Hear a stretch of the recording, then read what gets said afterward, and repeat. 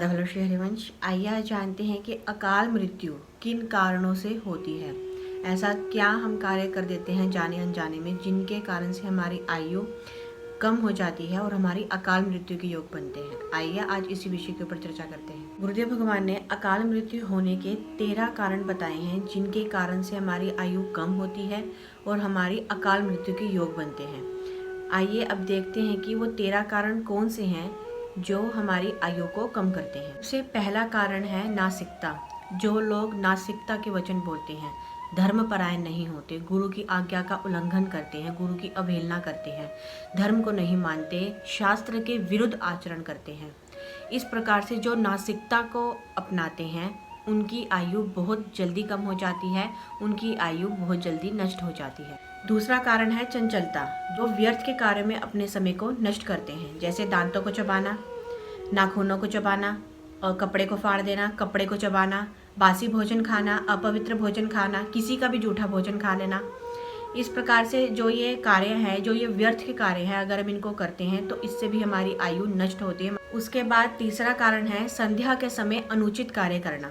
यानी कि संध्या के समय अगर हम सो रहे हैं, संध्या के समय खाना, संध्या के समय मैथुन करना, इस प्रकार से संध्या के समय जो ये अनुचित कार्य करते हैं उनकी भी आयु क्षीण होती है।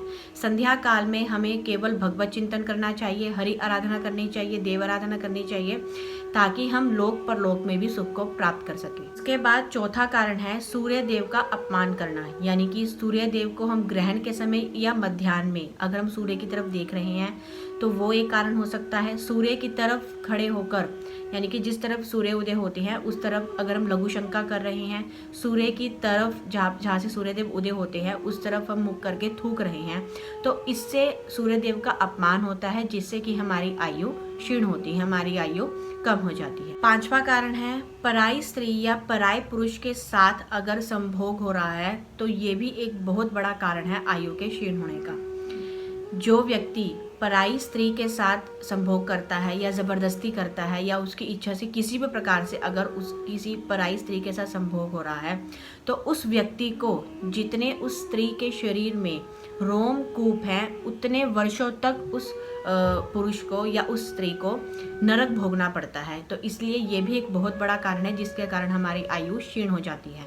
उसके बाद छठा कारण है पूज्य जनों का अपमान करना। यानी कि संतों का, महापुरुष का या ब्रह्म ऋषि का, गुरुजनों का अगर हम अपमान कर रहे हैं, जैसे कि वो आए हैं तो उनके आने पर हम उनका सम्मान नहीं कर रहे हैं, या हम बैठे हुए हैं या खड़े हुए हैं, तो इससे भी हमारी आयु क्षीण होती है। कोई गर्भवती स्त्री है उसको हम पीड़ा पहुंचा रहे हैं, या अगर वो कहीं जा रही है तो हम उसको धक्का दे रहे हैं, तब भी हमारी आयु क्षीण होती है।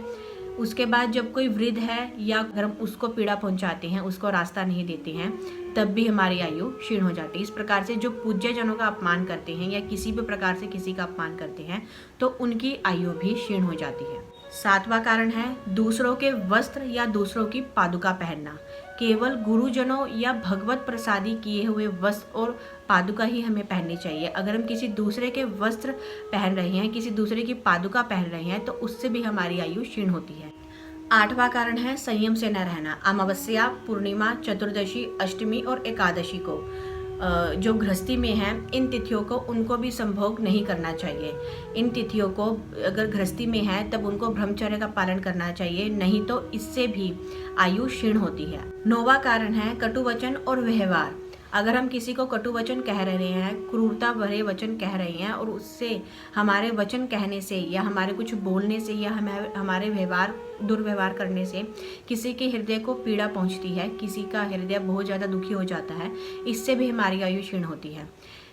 शास्त्र आज्ञा करते हैं कि हमें कभी भी किसी को कटु वचन या क्रूरता पूर्वक व्यवहार किसी के साथ नहीं करना चाहिए। मानव से बेदगाया शरीर तो औषधि के साथ ठीक हो सकता है, लेकिन अगर आप किसी को कटु वचन कह रहे हैं, किसी के साथ बहुत ही ज़्यादा दुर्व्यवहार कर रहे हैं जिसके उसके हृदय को बहुत ही ज़्यादा पीड़ा पहुंच रही है, तब आप उसके हृदय में जो पीड़ा पहुंची है उसको कभी ठीक नहीं कर सकते।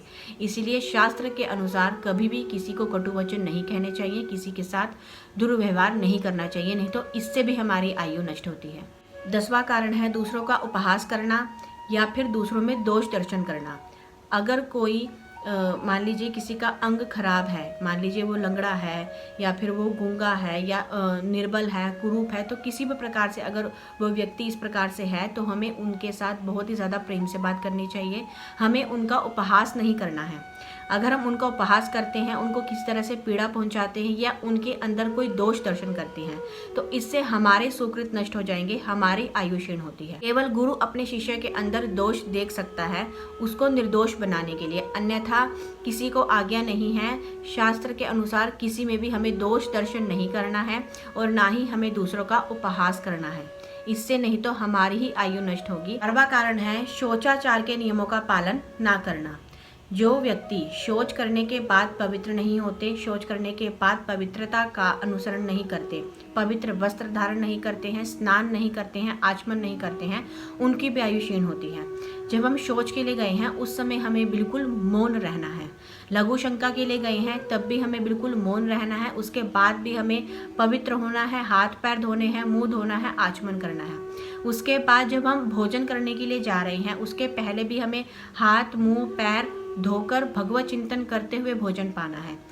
और इस प्रकार से अगर हम शौचाचार के नियमों का पालन नहीं करते हैं, शास्त्र बोलते हैं कि उनकी भी आयु क्षीण हो जाती है, उनकी भी आयु नष्ट होने लगती है। 12वां कारण है ब्रह्म मुहूर्त में सोते रहना। जो लोग ब्रह्म मुहूर्त में सोते रहते हैं, सूर्य उदय होने के बाद तक भी सोते रहते हैं, तो उनकी भी आयु क्षीण हो जाती है, उनकी बुद्धि मलिन हो जाती है, उनका शरीर अस्वस्थ हो जाता है और उनकी आसक्ति विषयों में बढ़ जाती है।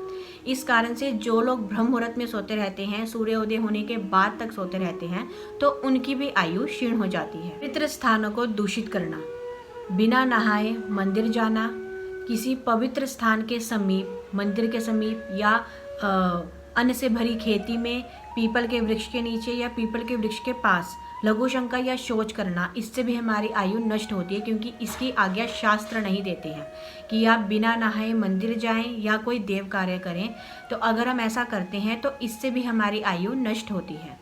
इस प्रकार से गुरुदेव भगवान ने अकाल मृत्यु किस प्रकार से होती है, किन कारणों से होती है, हमारी आयु किन कारणों से क्षीण होती है, यही कुछ कारण हमारे गुरुदेव भगवान ने बताए हैं। तो इसीलिए हमें इन कारणों के ऊपर ध्यान देना चाहिए। इन सब की आज्ञा शास्त्र भी नहीं देते हैं। शास्त्र विरुद्ध आचरण अगर हम करेंगे तो उससे हमारी आयु अवश्य ही क्षीण हो जाती है। इसीलिए हमें इन सभी बातों के ऊपर विशेष प्रकार से ध्यान देना चाहिए। अपने जीवन को स्वच्छता के साथ जिएं, ध्यानपूर्वक जिएं और भगवत चिंतन करते हुए अपना जीवन व्यतीत करें, जिससे हमारी आयु जो है वो नष्ट ना हो, हम अकाल मृत्यु की तरफ ना जाएं। राधा वल्लभ श्री हरिवंश।